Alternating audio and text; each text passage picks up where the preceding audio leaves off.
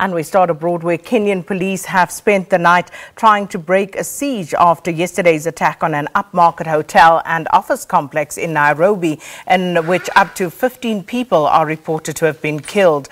A large number of trapped people were freed at around 3:30 this morning, while it's not clear how many survivors and attackers are still in the building. Now, the attack was carried out by a small group of heavily armed attackers and began with an explosion targeting 3 cars in a parking lot and a suicide bombing in the foyer of the Dusit Hotel. The militant group Al-Shabaab, which carried out a notorious assault on Nairobi in a shopping mall in 2013, has claimed responsibility for the latest strike. And we cross now to our correspondent in Kenya, Sarah Kimani. Sarah, good morning. So can you please just sketch for us what Nairobi is waking up to this morning? Hi, good morning.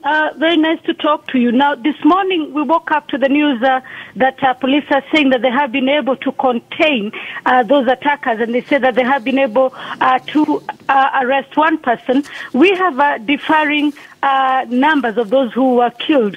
Police saying in one instance that they still cannot give the numbers of those killed, but in another instance, local newspapers here are talking about 14 people killed.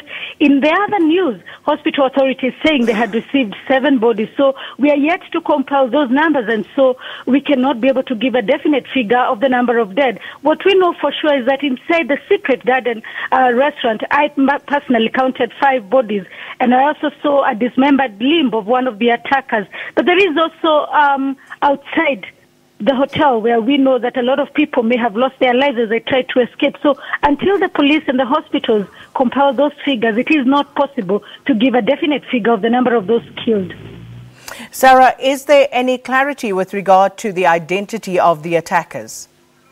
Yes, we know now for sure that it was a terrorist attack carried by the Somali-based Al-Shabaab militant group. What we do not know is what wing of that attackers was, whether it is a cell from Kenya or whether it is a cell from Somalia, because inside Kenya we also have Al-Qaeda-linked cells, and which are commanded by the Somali Al-Shabaab militants.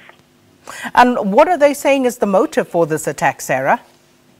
Well, they don't give motives for their attacks. What we can tell is that these attacks have been carried out on Kenyan soil in retaliation for Kenyan troops being inside Somalia. The place where they targeted is quite complex. It has foreigners who work there, a lot of expatriates. It is next to the Australian High Commission, but it has also a lot of Kenyan workers working for international companies. There is a South African wine company there. There are a lot of international hotels.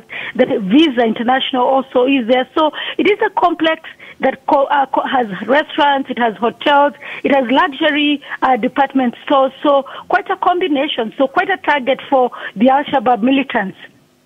And just finally, Sarah, has there been any word from the government as yet in response to this attack?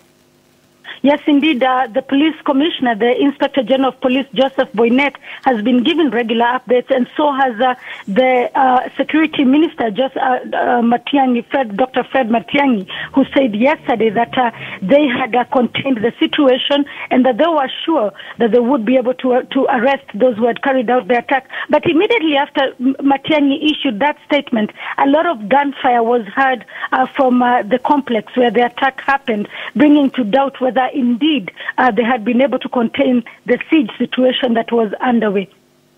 Sarah Kimani, we're going to leave it there. Our correspondent in Nairobi, Kenya, and we'll be checking in with Sarah throughout the morning.